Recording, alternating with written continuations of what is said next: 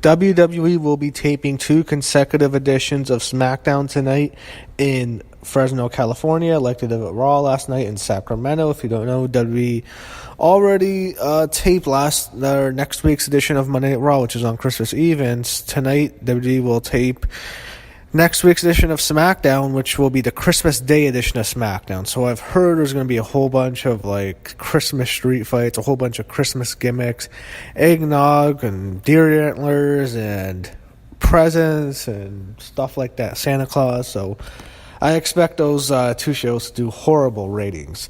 It is nice of WWE, however, to give their roster the nights off, because last year they made them work both Christmas and New Year's Day. So at least that's nice of WWE to do that.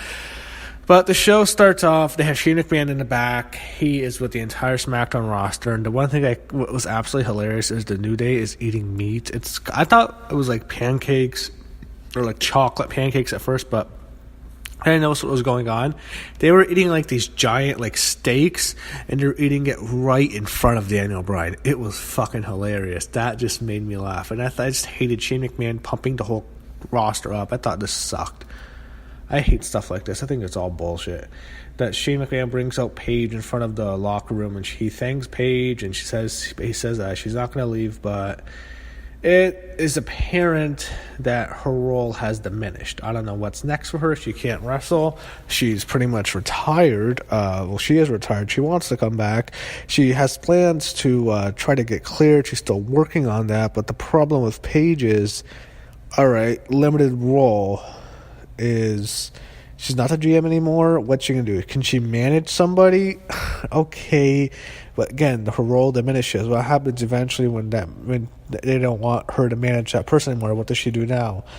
You can slowly see the beginning of the end for Paige's run in the WWE. So she has that movie coming out that The Rock is producing, so she'll still be on TV all the way through like WrestleMania season, probably, thanks to The Rock. She can thank The Rock for that. But after that movie comes out, when it flops, which it will, that movie's going to just bomb. I don't know. What's next for Paige? She's probably out of a job. So that's kind of sad, but I don't see this ending well for Paige. So when they go back to the ring, Becky Lynch comes out. I don't like the promo she's cutting. Again, I think her popularity is starting to dwindle. Charlotte comes out, and then Charlotte again, not the greatest promos. I mean, they had such an amazing match. Promo's kind of boring. Asuka eventually comes out, and Asuka's champ, and she's kind of gloating, and they're arguing, and then Vince McMahon comes out, and he wishes everyone a happy holidays. Why can't you say Merry Christmas? Fuck you, Vince. Stop that politically correct bullshit. Like your good friend Donald would say what we all want to say. Merry Christmas. Don't say happy holidays. Merry fucking Christmas. God damn it. Anyway, he congratulates Asuka, and he kind of rips her because she's hiding behind Charlotte. And all I can think is when I'm watching Vince, seeing him like this, holy shit, he looks so old. He looks horrible. He doesn't look like the same guy you'd see 4 or 5 years ago, which, you know, when he was in his late 60s, remember he used to do those magazines when he was flexing and how big he was, and he would do all those muscle magazines. You would think to yourself, this guy does not look like he's in his 70s. Here, Vince McMahon looks every single bit of his age. He looks every single bit of 73. He looks horrible. I mean, I'm going to be honest. I don't know. It kind of makes you think, I mean, 73 years old is 73 years old. When, you know, it's kind of sad in a way. Like, he looks really old. So, eventually says Asuka's going to defend her belt, and out comes Naomi, and Naomi kind of passes Vince. It was just awkward. I was hoping Vince wouldn't dance to her song. He didn't, thankfully. So eventually we have Asuka and Naomi for the SmackDown Women's Championship. Match was not good. And I have to say, Naomi's not good. Naomi's a bad worker.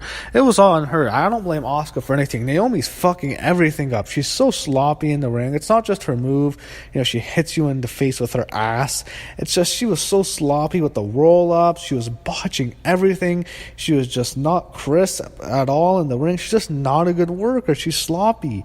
It's like nothing comes natural to her. She's just messing everything up. She's not a good worker, and Asuka retains. And that's like what Naomi got her big push a couple years ago or whatever now, she should be happy because that's the best she should get because she's just not good. She's not on the level of Asuka. She's not on the level of Charlotte. She's not on the level of Becky. She's not on the level of Ronda either. She's just not that good. So, yeah, I was not impressed by her showing with this match.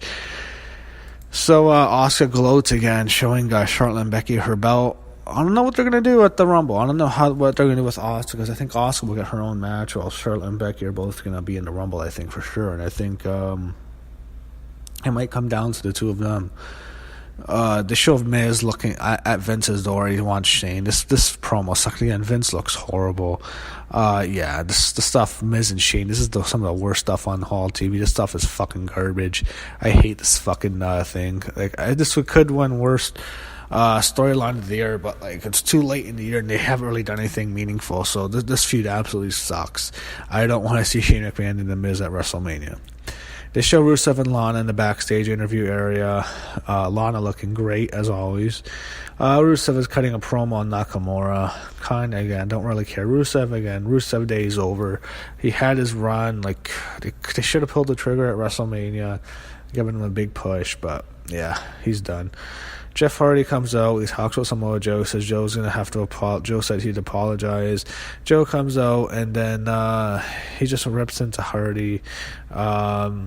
He rips into his demons, and they eventually get into a fight. But Jeff Hardy hits a twist of fate, knocks down Samoa Joe. I assume Hardy's probably going to win this robbery because I think WWE has more in store to push him than with Joe because I don't think they're going to push Joe anymore. What else are they going to do with him? They're not giving him the belt. They had him lose a whole bunch of big matches. I don't know what else they're going to do with Joe. They have R-Truth and Carmella backstage. Pretty boring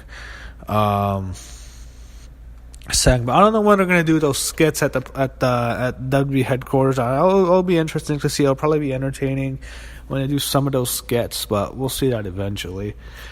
Up next, we finally have a match.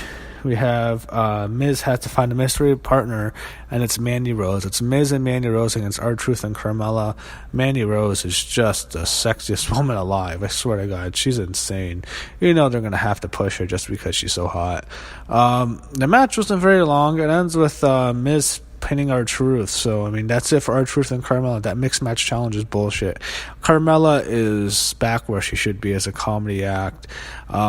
She's better when you just have her play off someone. She's good with R-Truth. She was really good with Enzo and Kyle. She was fine with Ellsworth before she won the title. Just don't ever push her as a top single star again.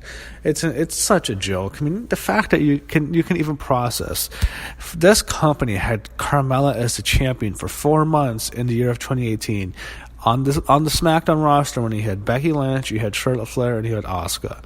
All three of them on this roster, and he had Carmella as the SmackDown champion. That is fucking embarrassing. There's nothing to say about that. So they announced Mustafa Ali is officially a member of the SmackDown roster, and he's done with 205 Live. That's interesting. I don't know. Are we going to see more people done with 205 Live? I don't know. That'll be cool. So they announced the new faces on the roster. We don't know where these guys are going, but again, they showed the same stuff they showed on Raw. It's pretty much the exact same thing. There's 6 names. There's Lars Sullivan. We know him. We know Lacey Evans. They show her. They show Heavy Machinery. They show Nikki Cross, and they show EC3. So all of them, we'll see where they go. I think Lars Sullivan and EC3 are they're going to get the biggest pushes. I expect them on different rosters. I don't know. Heavy Machinery. I think the Heavy Machinery. They're just we've seen what WWE does with big tag teams. AOP. I don't like Heavy Machinery's chances. As for Nikki Cross, I put her with Sanity, but Sanity is doing nothing. I get the impression she might debut on Raw to keep her away from Sanity. And Lacey Evans, again, I just feel like I don't know why she's being called up. Like what about her? Like, what does she have above all these other women in NXT? There's so many women who are just so much more talented than her. I don't know why she's being called up. But nothing against her. I know she has a daughter and stuff. I'm sure she's a good person. Just she really deserves to be called up right now? Not at all. The Usos come out and it's just, they talk how they run. This is boring. I mean, Gallows and Anderson trumped them. Like, I saw this 3 years ago. I don't want to see the Usos and Gallows and Anderson. And eventually we have to watch Usos and Gallows and Anderson in late 2018. This, like, why? I mean, Gallows and Anderson, please go to All Elite Wrestling. Go to Cody's promotion. Yeah, you've run your course in WWE. Take the Revival with you. It's time to go. So after the match, he had Sanity attack the Usos won, but then Sanity broke up the pinfall. They had Sanity beat them down. Then they looked at the Bar, so I guess that might be the Bar's next program as Sanity. After the match, Cesaro and Sheamus beat down the Usos again. They show AJ Styles and Mustafa Ali backstage, so they're teaming up against Daniel Bryan and Andrade Cien Almas. They show Nakamura cutting a promo on Rusev. It was kind of entertaining, but it was super much a phoned-in promo. I mean, why can't this guy his whole gimmick just be he cuts promos on a phone, because he literally phones in his matches? I don't know. Nakamura is lazy. I don't like him. He's really one of my least favorite stars on the whole main roster. I really don't like the guy. He's just fucking lazy. So they announced Shane McMahon's on Miz TV. They announced a whole bunch of stuff for next week, which will really be happening in a couple of hours. They announced Shane McMahon's on Miz TV to show Rusev against Nakamura for the U.S. title, which he could win. They show Jeff Hardy and Samoa Joe next week, so you have a few matches they're announced. And then they also announced the New Day's doing their own special. And there's also probably going to be some sort of gimmick street fight or gimmick Christmas shit. They're going to do that. And they do it on Raw, they'll do it on SmackDown too. It's Christmas Eve and Christmas Day back to back. There's going to be a whole bunch of, I guarantee you, we'll get your Christmas street fight, something like that. So Daniel Bryan comes on, cuts a great promo. He's ripping into the fans, and the only thing he really hits is Fresno is like the number one most polluted city in all of California, and the fans start chanting yes, which was absolutely hilarious. He rips the fans. He's just ripping into them. He's doing just an amazing promo. He's getting a great reaction. Daniel Bryan is just so awesome in this heel gimmick. It's incredible. And then eventually his opponents his partner comes out, Andrade Cien Almas with Zelina Vega. Anytime you get to see Andrade, we get to see Zelina, so that's good. And their opponents, again, Mustafa Ali and AJ. They're going to push Mustafa Ali, it looks like. Mustafa Ali and AJ get the win. They had a great match, and Mustafa Ali pins Daniel Bryan clean in the middle of the ring, sells it great. Maybe that's the match at the Royal Rumble. Maybe they do it on SmackDown. They're going to give Mustafa Ali a push here, so he's getting the match. I think he's going to get a program with Daniel Bryan. He won't win. He's going to lose, but they're going to push Mustafa Ali, which is really cool. So SmackDown was a good show. Always, as always, usually the better show than Raw, and it is once again a far better show than Raw. So I enjoyed it. I'm sure next week is going to suck, but this is the second last SmackDown of 2018. It was actually a decent show tonight.